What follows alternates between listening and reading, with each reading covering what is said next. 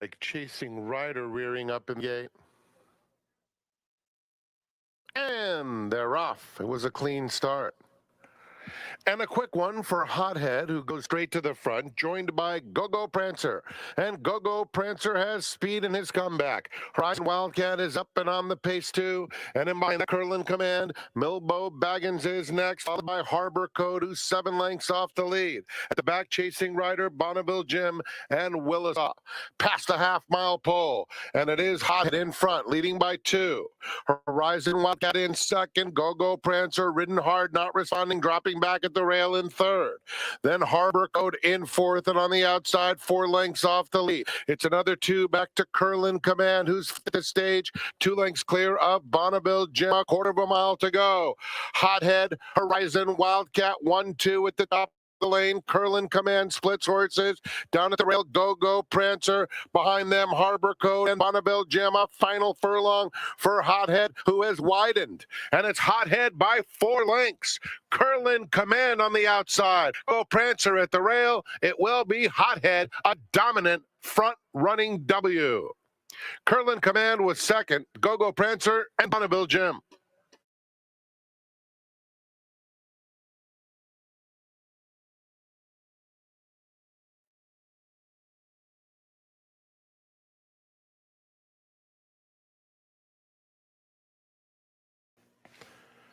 Here's Winds of Freedom.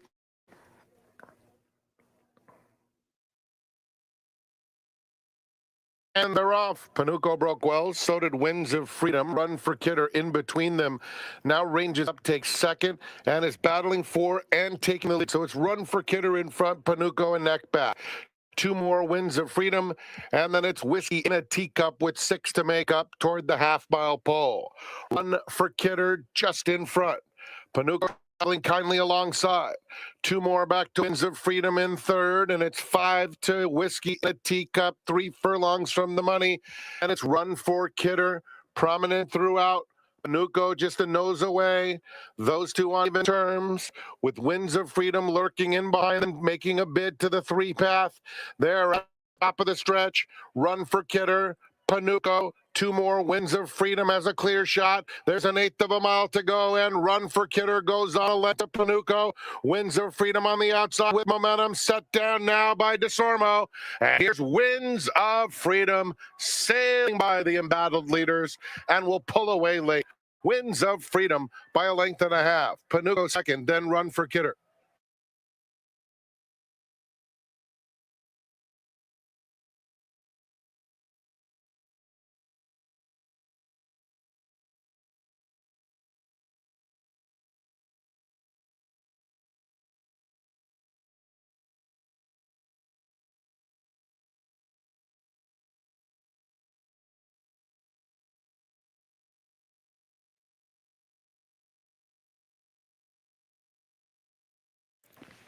Disobey goes in.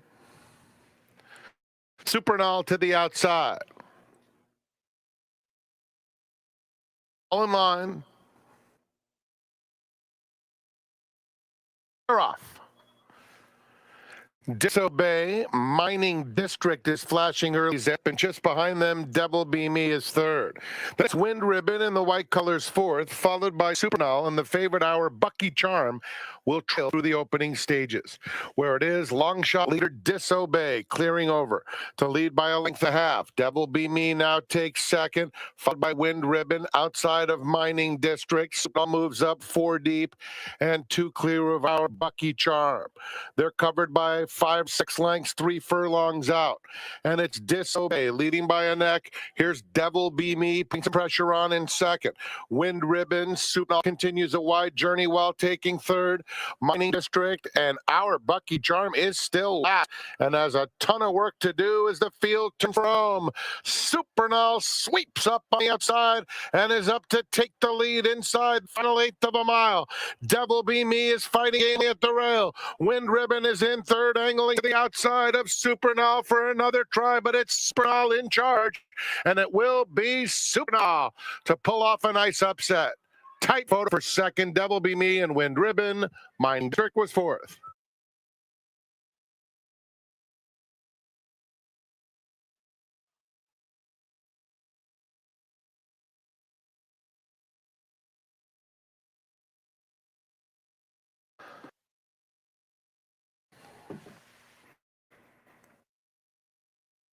And they're off.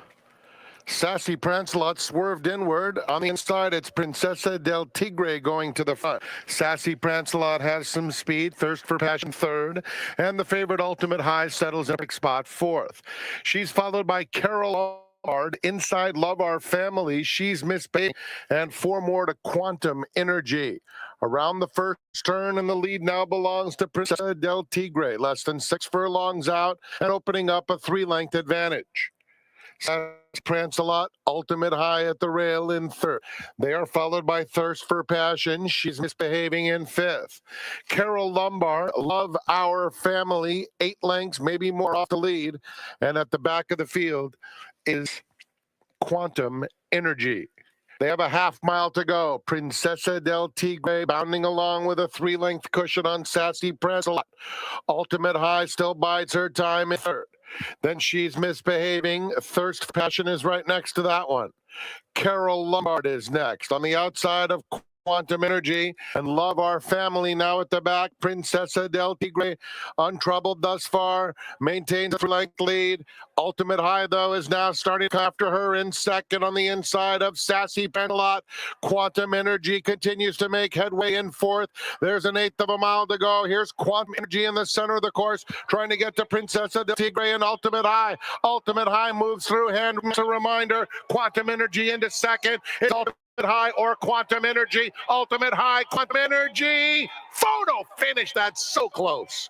But between Ultimate High, Quantum Energy, Princesa del Tigre was also very game there too.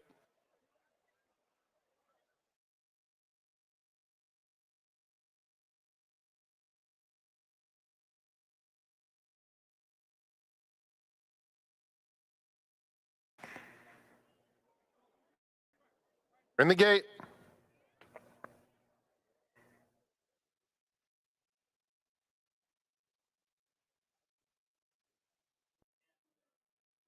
And they're off. Ufta began beautifully. Big celebration on the outside is up close, as is Cheeky Gal coming through third. Then Solid Tune fourth, followed by Writer's Candy, and Isabel Ludlow with no early speed is last.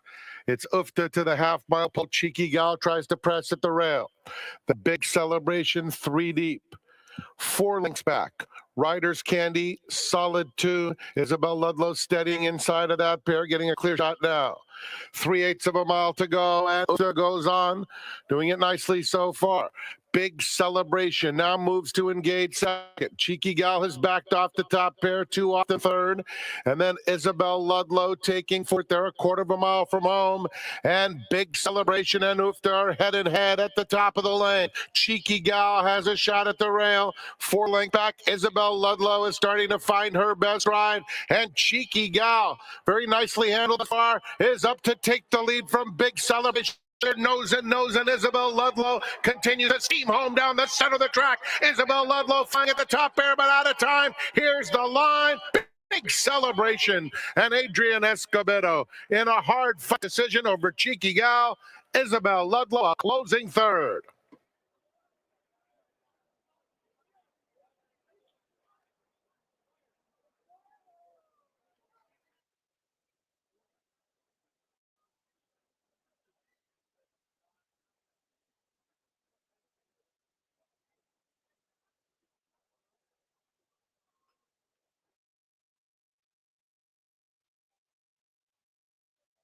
We're in the gate, and they're off. Go Joe 1. Vlahos has plenty of early gas, and so does Boss Sully. So it's Vlahos and Boss Sully ticking over early on. Go Joe 1 third, and We're in Trouble is settling mid-pack fourth. Past the trail by Man Among Men, the 2 trailers, Tigeron and Navy Jack. Vlahos is the quickest of the quick past the half-mile pole. Leads at a length and a half, pursued intently by Boss Sully. Second, 3 clear of Go Joe 1. Man Among Men is down on the rail. They are followed by Navy Jack racing inside. We're in Trouble, and Tigeron is up outside of that pair.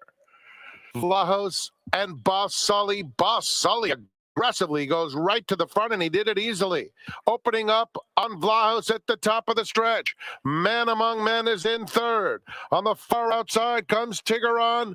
Go Joe One in between horses. It's Boss Sully in the final furlong, looking sharp. Has a 3-length lead close to home, and Boss Sully and Armando Ayuso will win with style.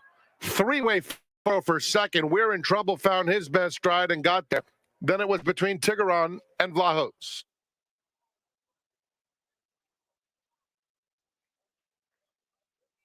Pot of Gold promotion.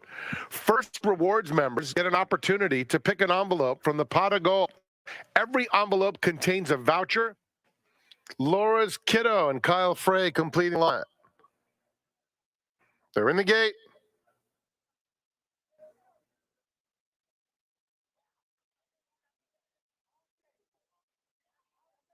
And they're off. 6 Hot Grand, Sir Lucas flashing good early zip. These two head and head with Nakatani in between those two. And down on the inside, here comes Roy Hobbs to join the party, moving up to take that third spot. So it's Nakatani knocking heads with Sir Lucas. These two stride for stride. Roy Hobbs just 2 lengths back in third.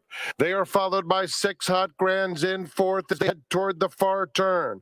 In between those two comes Travel the Map, a couple lengths to Lurking Fear. Linda's Fancy passing rivals in the lime colors. It's a break of 4 lengths to the next flight. Headed by Laura's Kiddo, who's toward the back of the field with Everteriano and Steve's Big Tit, a quarter of a mile to go. Roy Hobbs angles out the top pair and is cruising up to them.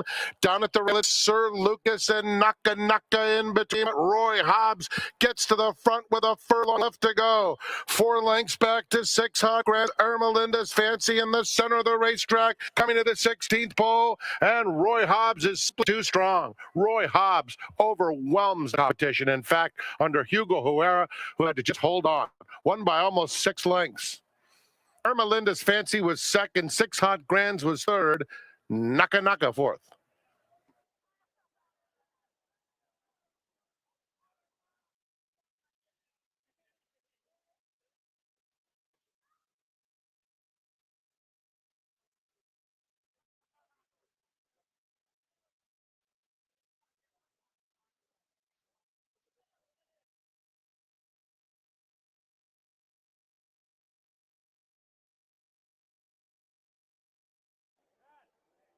Big Hug and the heavy favorite, Kathy and Marissa.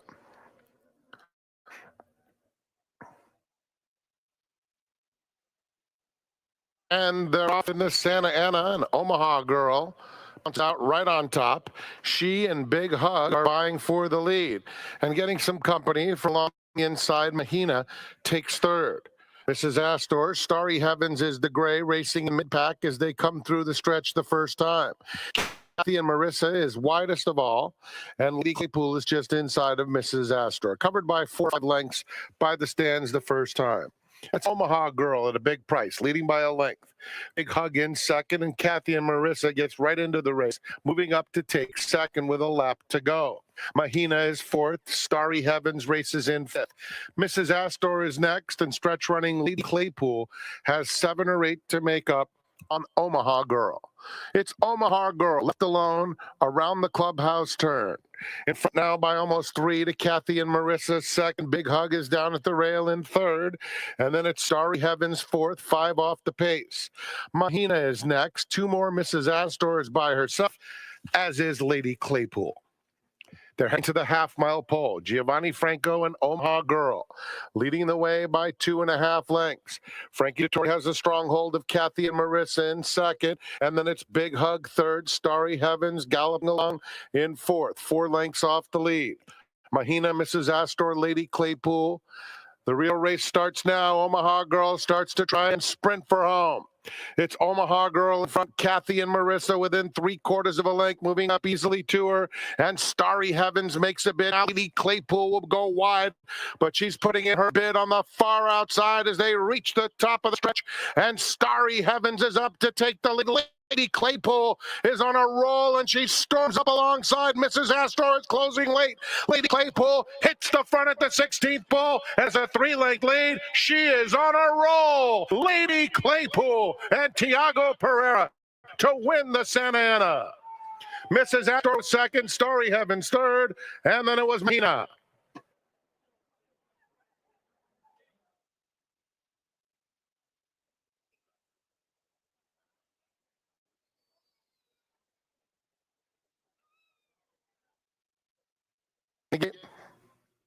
Almost.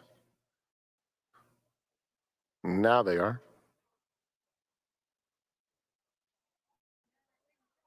And they're off. A very quick start for Falcon Wings. Packs a punch is prominent and charms away, book away very nicely too. And they are vying for the early lead. Hornsby has joined the party now, joint second. They're followed by 3 Wire, who's only 3 lengths off the lead. Right next to stablemate Hot Tiger Nights. Another couple packs a punch is now toward the back of the field as they head toward the 3/8 pole. Down on the inside comes James J. Braddock, who has just now been passed by Riding By, 2 lengths clear of the trailer, Pio Nono. Around the far turn, 3 of them vying for the lead. 3 Wire makes a 3-wide bid outside Hornsby, and Falcon Wings fights on down the thread. Charms away. The favorite has a lot of work to do from fourth, has 3.5 lengths to make up as the field turns for home. And it's Hornsby just in front. On the outside comes 3 Wire to engage, but there are still several chances. Here's Riding By. Riding By his service in the middle of the racetrack. Pio Nono. Here comes Pio Nono on the outside. Riding By, and Hornsby hates Hornsby or Pio Nono. Hornsby, Pio Nono. Here is the line. Hornsby on. Pio Nono just missed. Behind them, it was a 3-way photo among Riding By, James J. Braddock, and Charms Away.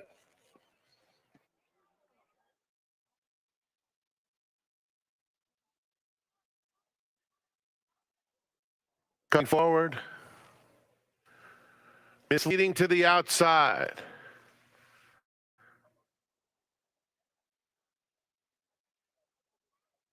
We're in the gate.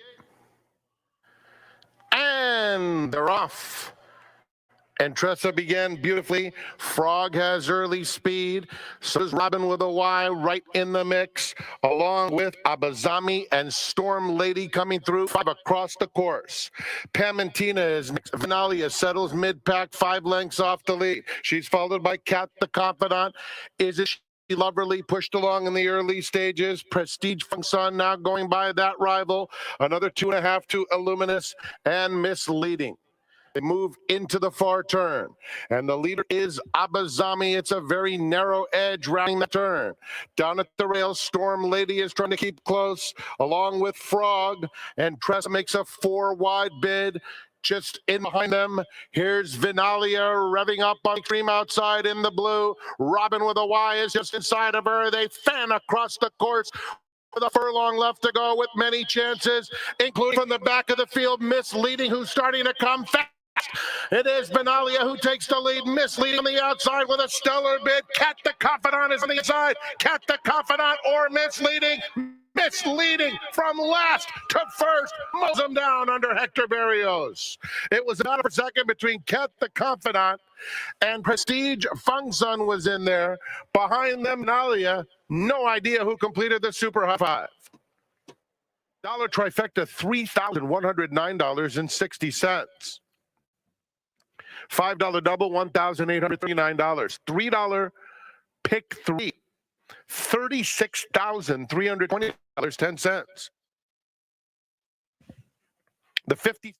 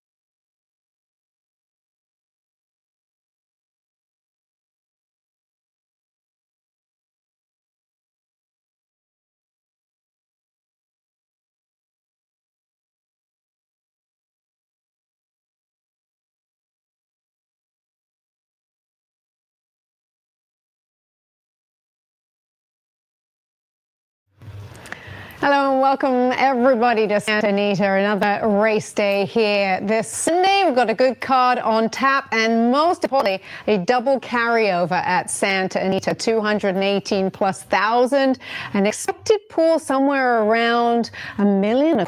So that's really exciting. And also a mandatory Rainbow 6 at Gulfstream Park if you are playing over there. Well, I want to introduce you to my guest. I know many of you know him already, but Matt Nakatani joining me now. Matt, son of Cory Nakatani, Michelle Nakatani, and agent of Umberto Rispoli. And before we start, tell me how Umberto likes his last name to be pronounced, because there's a lot of confusion. There is, and trust me, I catch myself sometimes saying it wrong too, but his pronunciation is Rispoli. Rispoli.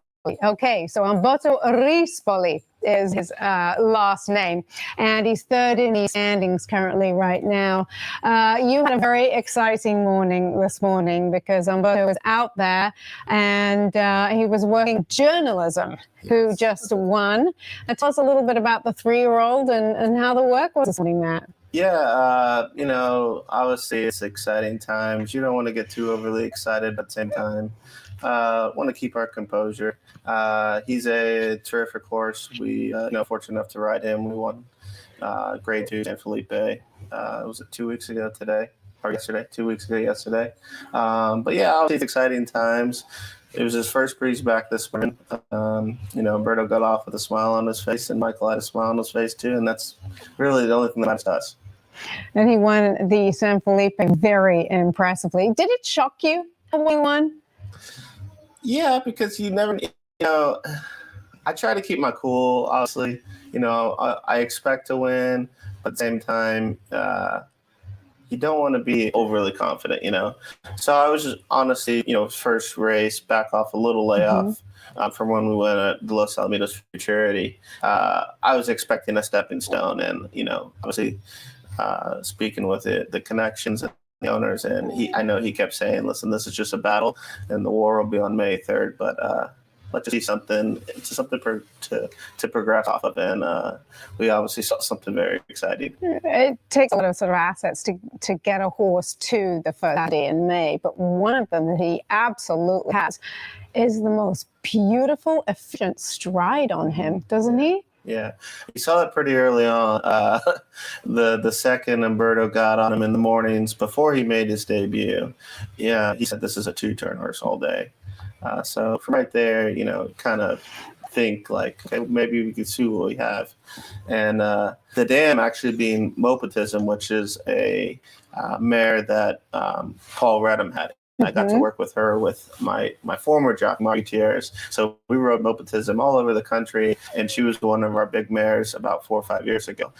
So I knew when I saw her name on the work app about midsummer, because the mare's name comes up under, a 2-year-old if he hasn't been named yet. Right. So I saw that, and I said right away, who has this horse? Where is it? That's your job, right? That is your job. And I found him. Congratulations. Well, wishing you the very best of luck. And you'll be able to see that work on XBTV or First TV later on this afternoon. I wanted to talk about your upbringing a little bit, because everybody in your family, from your grandparents to your mom, your sister, your brother, you're all in horse racing or some form of sport, right? Yeah. But I heard a funny story actually about you when you were little. Your grandpa used to bribe you with turkey sandwiches to rake the shed row. Yeah, that was it was always a day. When we come to the races, he always dresses up in our tie and suits, and my grandma loved. I don't know why, but it was always the nicest dressed kids at the racetrack. And if you dress appropriately, you'll get your turkey sandwich for lunch. So that was always, as a child, that was my core memory of going to the track, eating turkey sandwiches, and after that, just going back to the barn and making sure the row was raked perfectly. My brother and I, that's all we did was rake and rake and rake. If we didn't like a spot, we raked it again. Matt's grandfather, the late Wally Lassie, who we miss terribly. special moment back in 2017 involving your entire family when Lady Espionage won down the hill. Just recap that memory for us. Yeah, I remember. So I just started to be an agent for my dad, obviously Corey Nakatani, and my mom was training a small string of horses, and she had this horse that she really liked named Lady Espionage. And I remember her keep saying, like, well, it's on the grass. There's no one other than I'd want to put as your dad. And I'm like, okay, well, sometimes you got to be very picky with the selection of horses you ride and make sure they fit your rider. Because I can see for trainers and even an owner's standpoint, like you want someone that's confident in your horse and that's going to give 110% out there. So I was definitely worried about that going into it. And then once I realized, the horse does have a little ability, then I was like, okay, we don't have to worry about anything. So fortunate enough, she won down the hill. She won down the hill, and all were here that day, my brothers and sisters, and we all took a picture that day in the winner's circle. So it was a cool moment for all of us. Very good memory, indeed.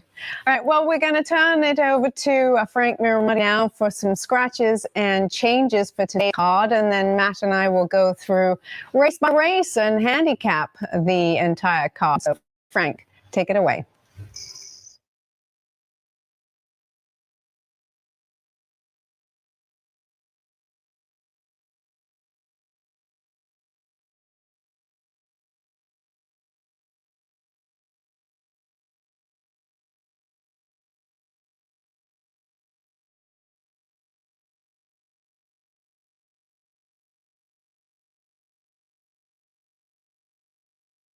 Thanks, Millie. Morning, ladies and gentlemen. Welcome to Santa Anita Park, the great race place. Big news, of course, is the two-day Pick Six carryover. It's $118,963 on races 5 through 10. Here are the early changes. Race 1 starts the early Pick 5, no scratches or jockey changes. No changes in race 2, the first leg of the early Pick 4. In the third, scratch number 1, Lady Montclair. Race 3, scratch number 1. In the fourth race, we have a blinker note. And the middle Pick 4, first leg, is race 4. The aforementioned Pick 6 with the nice carryover at 18,000 starts with race number 5. In the sixth, we have the late 5 and all-turf Pick 3. No changes. In the seventh, it's the first leg of the late Pick 4. Just the one blinker note. Race 8, scratch number 1, Cornelia Fort. That is the Irish O'Brien Stakes. $1 late Pick 3 starts with the 8th, the 9th, scratch 2, Tamarando Star. First leg of the late double. And in the 10th, we have super high 5 wagering. The under the radar carryover of the day takes place in race 10, $16,974. Make sure you get your chance at the pot of gold. One lucky fan could get $5,000 out of the $30,000 that is up for grabs. And we have the Coast to Coast Pick 5 every Friday, Saturday, and Sunday, combined races from Gulfstream Park and Santa Anita Park.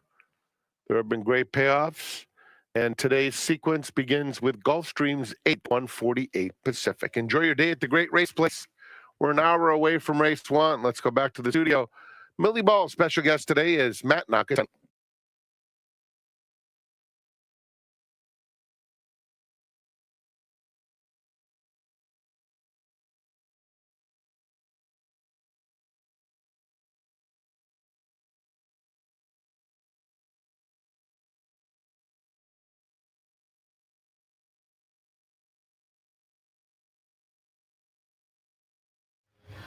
And a thank you to Frank Miramati there for the scratches and changes for today's card. So, Matt, we're going to go through race by race in here.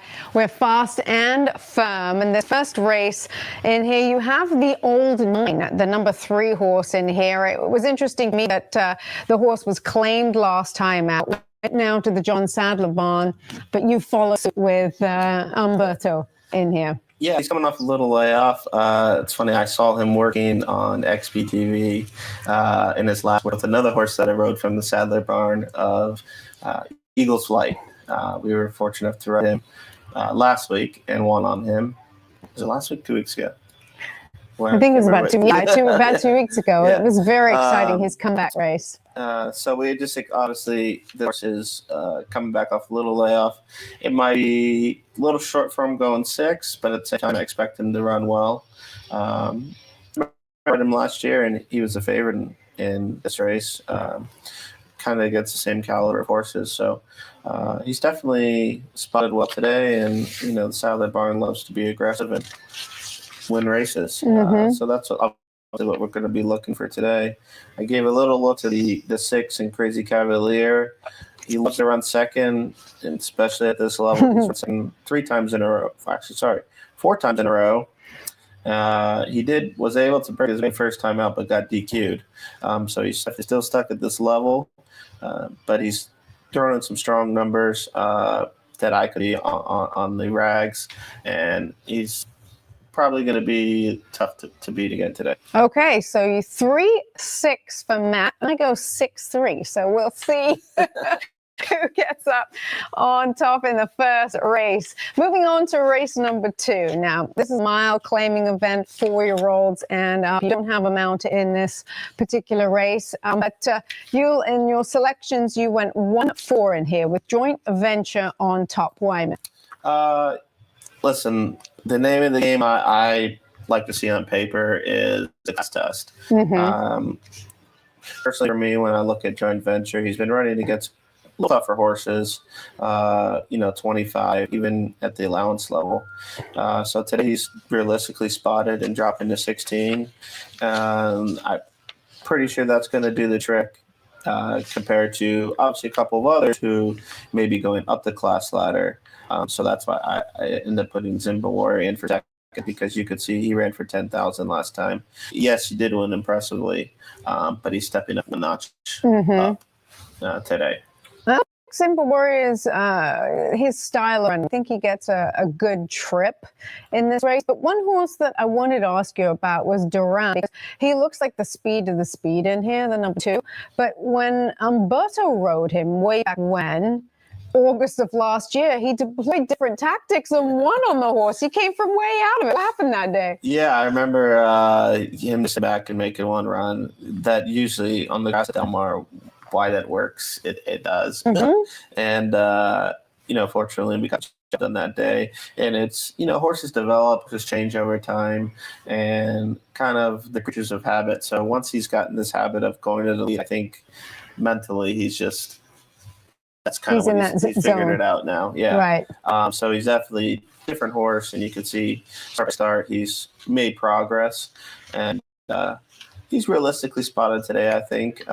I think, like I said, if there weren't the one horse dropping down, Jeff has a great shot in here. Okay, so 1-4 for Matt in race number 2. Moving on to the third race, and a key scratch out of that, Lady Montclair drew the rail for Richard Baltus. You liked 4-6, so you with Nothing is Forever. We agree on this race. Nothing is Forever on top with Smile Baby Smile underneath. What was it you particularly liked about Nothing is Forever? From what I could see on paper, it looks like 2 or 3 horses are definitely going to need the lead. Definitely want to go in some pace. So on paper, it just looked to me like if those 3 horses were out there dueling on a lead, it should set up perfectly for the 4. She ran a bang up race last time. Actually, one of her career top best races on the sheet. So if she can come back and run that same race, I expect her to win pretty convincingly today. And just a note that they did her in a race yesterday, which was a mile on the turf, and they're opting here for the mile on the main track in race number 3. That's the number 4. Nothing is Forever. Race number 4, a maiden special weight. Now you have action in here, and you're on. Okay, pronounce the name. Yeah, great question. Throw you under the bus. Yeah. Great question. Sogno Divino. Yeah. This is a Vino Rosso, though, the gelding. You rode Peter Miller a couple of times, Los Alamitos and down at Del Mar prior to that. You get back on here. What are the chances of the number 6? If he's a horse, obviously these are very lightly raced horses. They're learning, they're developing, they're figuring out what they want to do. Mm-hmm. And this is a prime example of that. I rode him in the first 2 starts at Del Mar, and I remember Umberto getting off and telling me, this horse needs 2 turns. This horse needs longer. So I wasn't able to ride him the last time he ran. We were out of town that weekend. Mm-hmm. Anyways, he comes back, and he ran an okay race. First time going long, it's new. It's like these are Calbreds that are just learning and just trying to find their niche pretty much. So today, I think hopefully he takes another step forward, but he's obviously going to need to take a bigger step forward to compete with, I think, the 1 and the 3 are the 2 obvious choices on paper, but I would give a little edge to the 1 just based off of he ran first time out. He ran against older horses, which is pretty early on the year in general. Good point. This time. Yeah. And he kind of held his own in that race, especially if you're in first time out going a mile. You tend to think that they're going to give themselves a race. Yeah. So even giving himself a race and now having that under his belt, I think he can progress a little more forward. He was 34-1 when he debuted, and I think I had him 5-2 on the morning line. Back against straight 3-year-olds. So yeah, that's a big difference. Big difference in there, and that's race number 4. With your top selections being 1, 3. So Ombrou over Chaparral, who I put on top in that particular race. Now, I just want to ask you this question.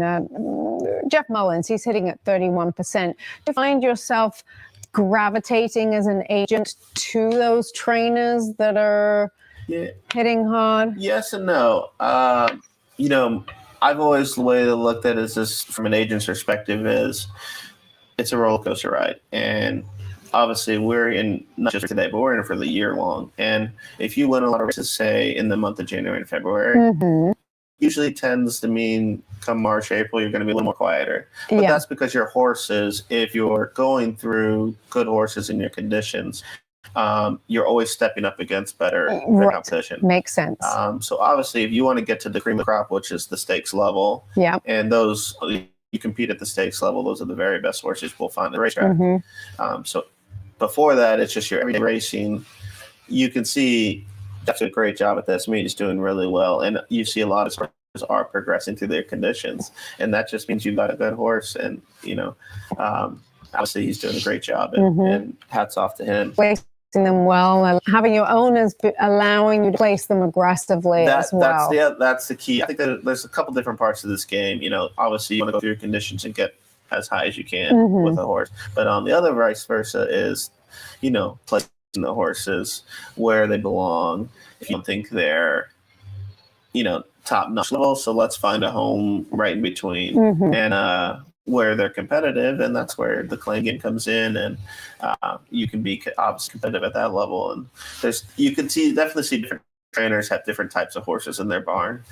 Some have just want stakes horses, some want just allowance horses, some want just claimers, and you kind of tend to who you want to ride for in those type of races. So if it comes to the stakes level, and like say on dirt, obviously you want to ride for Bob Baffert and Michael McCarthy, a couple guys that have the good, strong, powerful dirt barns, and you come to the grass and you're looking at Phil D'Amato, Richard Bolton, right. Your husband Tim's up there. Those are the guys you can see just gravitate to those. But it's it's kind of the horse they look forward to training and the horses that they look to have in their care. Right. So variety is key. Yeah, for sure. Really. In the 5th race, Matt, there's actually only 1 or 2. I think there's only one, the 1 and the 2. Yeah, horses with dirt form. in here. This is a 1 mile maiden special weight on main track, and the majority of the field are turf horses. So I thought this was quite interesting from a handicapping perspective, and certainly for the pick six with that carryover. But what do you think of the fifth race? How do you see it? Yeah, this is a race that I know from kind of behind the scenes that was really struggling to go, and they were trying every single week to get the race to go. This is a maiden race. You obviously want to have maiden races long on the dirt, and it's been up there, come back as an extra. Keep trying. Finally, on this day, it got up to 5. So it was like go time pretty much for them. This is the type of race that, on paper, the 2-horse pretty much stands out because this is actually what he wants to do. I think go on the dirt. He's bred by City of Light. Just seems on paper to me that's what he wants to do. I used to ride the 1-horse Schaffner. We kept saying he's long on the dirt. You see he actually had to run outside of his condition level. He ran against winners last time, but that's based on because the maiden race wouldn't fill. Okay. So we unfortunately had to jump a condition and run against in his first condition allowance. So pretty much on paper, like I said, I circled the 2, and I'd be pretty strong that horse will be the winner today. And we do have one XBTV for you if you want to watch it on extensive. To me, very much a 2-turn horse when you see that work that he has on First TV. Schaffner looks, again, we've got to work on First TV of him, and he looks very one-pace, like you said, absolutely a 2-turn type. The difficulty is that he hated, I went back and watched that race, he hated that kickback, and now he draws the rail on the dirt. So that will be a little bit. One thing you mentioned, and I never thought about it, Matt, before, is, we handicap off of paper, and then, I chat to the exercise riders, and, I get the inside information from the human aspect on the backside. But you have a very particular angle for handicapping too, because you're in the racing office and you know who's entering the horse just a fleece, or or who's sitting on they want tough but they're having to go for dirt, or well, I always say, if I had $1 million, and I wouldn't be shy to gamble and knew everything. But at the same time, you do hear so much information, and obviously being an agent on the backside in the mornings, you tend to know what races they're trying to hustle to go, what races they're trying to get, any extra horses. It is obviously my job to know all horses and try to figure out what level they belong at. So at the same time, a lot of information comes in, and it's up to me to decipher what's and how much talking do you and Umberto do on a daily basis about the horses he's worked in the morning, who he's riding in the afternoon? You can ask his wife and my girlfriend that we talk more than we talk to them. And it's always about horses. And, every day, typically after workers in the morning, we convene how the horses go, what's coming up, what's to look forward to. What we got going on maybe next week, or I'm always working in advance. Yes, I'm always working, especially 2-3 weeks, sometimes 4 weeks down through the road. The condition, really, right? I'm not really looking today necessarily, because once the racing car is on, it's like my job's over, and now it's turned over to Roberto. Yes, and he's got to deliver on his end, and I'm more worried about what's going to happen the next day.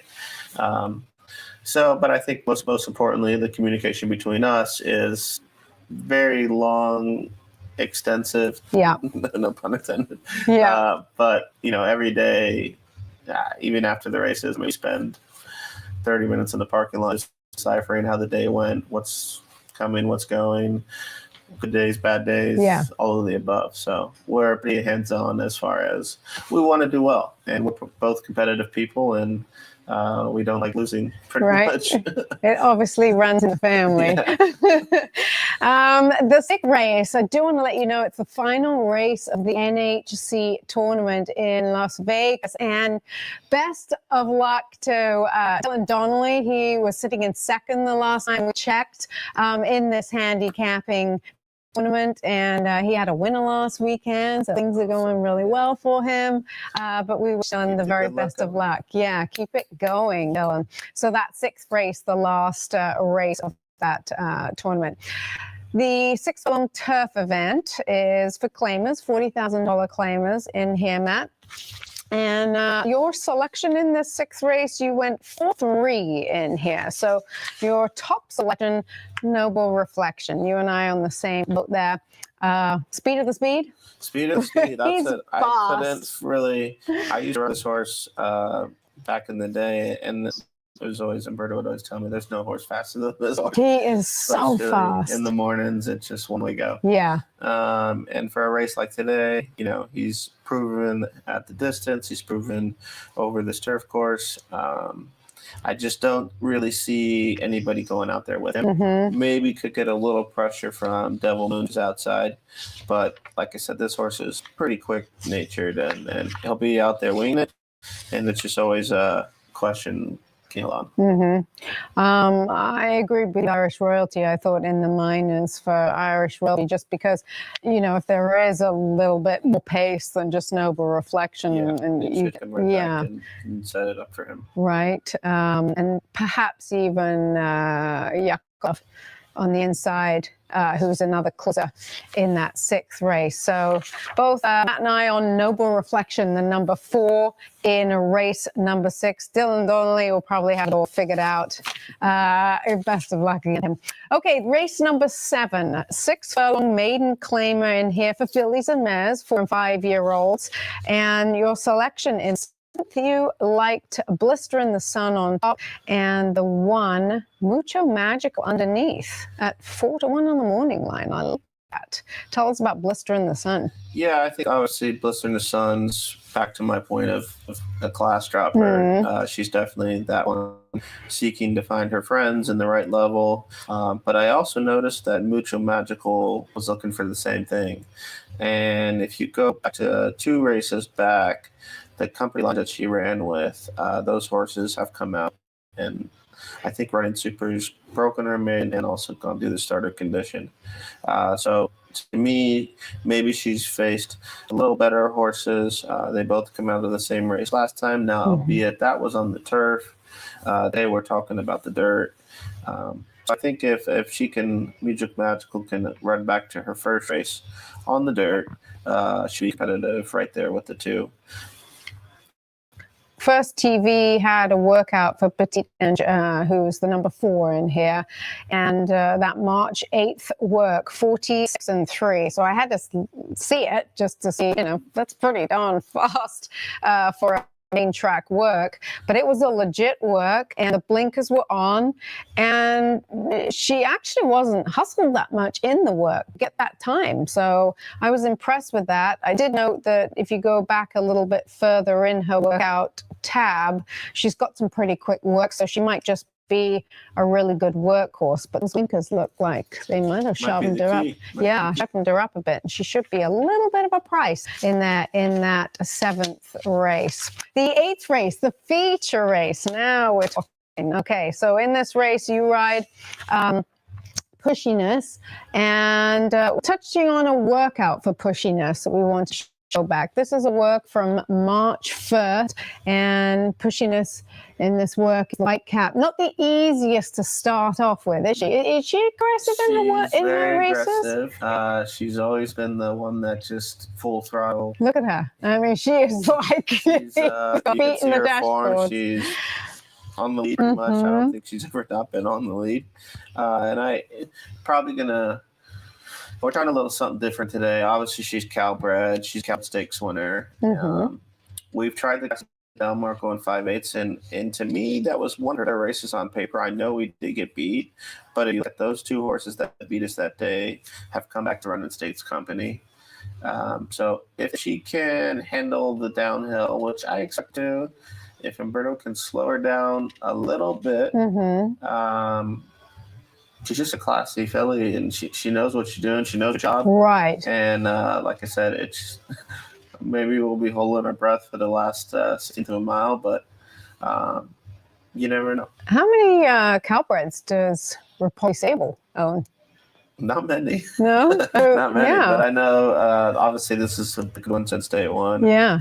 They've been pretty high on her, so hopefully today's the day where not only could she show us a different dimension on the grass, Yeah. but tackling the hill for the first time. You and I just talked earlier about Noble Reflection and the kind of speed he had, and boy, he took to the hill, and maybe it'll be the same with pushiness. Sneaker was interesting to me in that race for George Papadromo, the number 4. She has never sprinted. She kind of reminded me of Moody Jim. Remember recently they just cut him back and bam, he won. Yeah, I used to race too back in the day. She's very nice. She's classy. Knows what she's doing. Just to me, I can see she's coming off a little layoff. This kind of looks like stepping stone to bigger and better things down the road. Jordan obviously has the 6 in Chalking Gray as well. She was a Calbred Stakes winner last time out.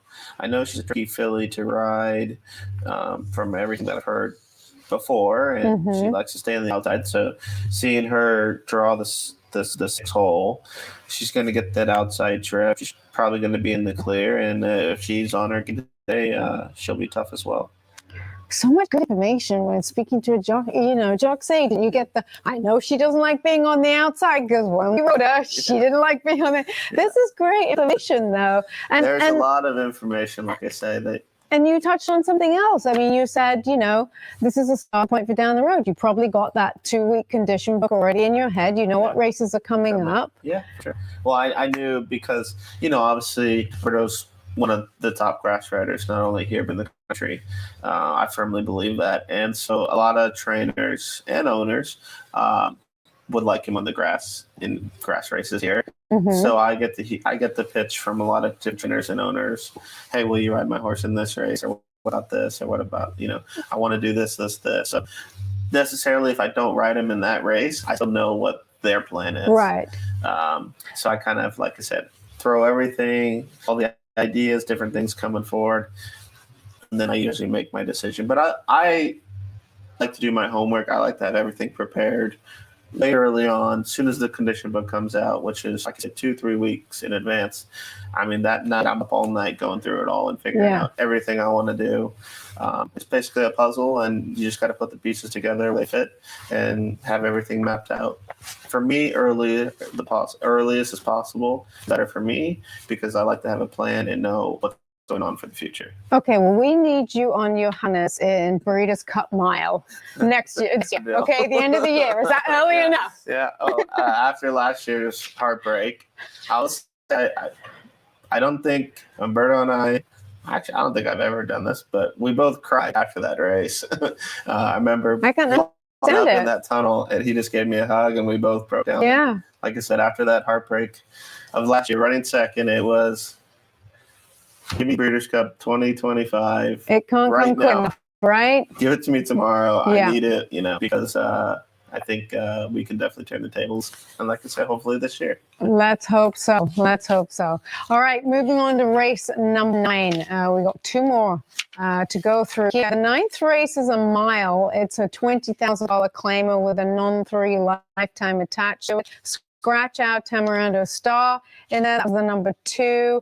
A Lone Scout I thought was interesting in here. How did you see the 9th race, Matt? This is definitely a wide open race, I can tell you. Just on paper, they're hard knocking horses. They try, but sometimes they don't always show up. So it's hard to find quality in a field like this. So basically, you hope that he shows up with his best today.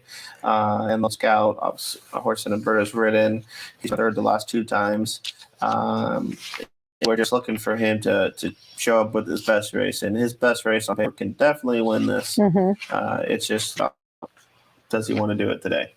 You mentioned how wide open it is. This might be one of the all races. If you are playing the pick 6, and again, a double carryover at Santa Anita today, an expected pool of about $1.25 million with a $218,000 carryover. So maybe all the 9th, but Matt says that he does Lone Scout. He's in the right place this afternoon. That's number 5 in race number 9. The 10th and final in this race. Matt, give us a nightcap. I would say this will be my best horse for the day. I know this filly had high expectations going into her first race. This is number 2 favorite to you for Phil D'Amato Barn. Yeah, they had really high hopes. I actually beat her that day with Jungle Beast, who Jungle Beast has come back to in her first condition allowance race last weekend. Impressively. So it's good form, good horses, and I definitely expect, by, I'm not sure how you say it, Diversity. Just seeing this horse was a 2-turn horse. Out of an arch mare, it screams that she's going to want it along. And you could see in her first race, she might beat me if she wasn't so little green and kind of learning the aspects of this is her first race. What am I doing here? And she still almost caught me. And I noticed in the gallop out, she definitely went by us pretty easy. So we decided after the race that our filly that we won on Jungle Beast was definitely going to be a sprinter going forward. And then this filly was actually the one to go along. Antonio obviously keeps him mount. I tried. Yeah, right. I tried to squeeze in there. Right. I thought she would definitely be one to beat in this race today. It gave a little look to the Baffert filly. I know they had high hopes for her. She comes out of a really good race that was beaten by a Marquette filly that they had high expectations for. So I'm expecting it's going to be a really good 2-horse race. Just with the Baffert filly, she's never been on the grass before, so she's obviously trying something new. I know she wanted to go in a milder race, but it didn't fill. Okay, that's interesting. I wonder why that's she was on the turf and stretching out. Kind of how different. she ends up here. Okay. And sometimes that's things you have to do when your ideal race doesn't go. You got to go to plan B, and obviously plan B for her was to end up in this race. Right. She's super fast. Yes. Brilliantly is. And refreshing, thank you, that you cite another horse other than one that you and your jock are riding in here as your selection. So number 2 favor to you is your top selection in 10th. Matt, let me ask you, what gives you the biggest sense of achievement as an agent? Ooh, that's a great question. Particularly for myself and Umberto, I just tried to do better than what we did last year. So actually last March 9th was 2 years, and Umberto and I have been able to work together. And on paper, our numbers are great. Our statistics that he's done in 2 years and the greatest stakes wins. Last year, we set new records pretty much all across the board. There was one I did fall short on that he knows that I wasn't happy with when that was his best year in wins, which I think was 130, and we only had 120 last year. So we fell 10 short. But at the same time, we had his most earnings, his most graded stakes wins. I was really proud of the Breeders' Cup. We didn't unfortunately win a race, but we had 4 horses hit the board in 4 different including races. 2 seconds. 2 seconds, 2/3. So all very nice horses. So it's definitely something to build on. And like I said, I just look back to what we did last year. And if I can be better than what we did last year, I'm satisfied with the job that we're doing. And both January and February were better than what we did last year. So obviously that gives me a sense of achievement right there that we're doing what we were supposed to do.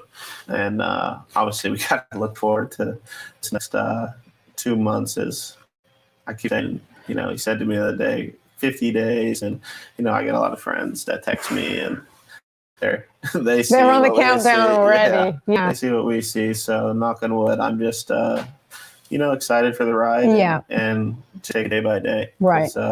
Nothing's ever given. And we obviously want to work hard and be very grateful for every opportunity that we get. And you're very young in your age, working around horses. Thank you so much, Matt, for your time. Wish you the best of luck, Umberto, and hope that next year, this year is better than last year, and next year's even better than that. We do want to remind you folks about the Coast to Coast, the Pick 5 this Sunday, a low 5% takeout, great bet. Pays well if you hit it every Friday, Saturday, and Sunday. Again, Matt Nakatani joining me for TQ, who's away this weekend. Thank you, Matt. Anytime.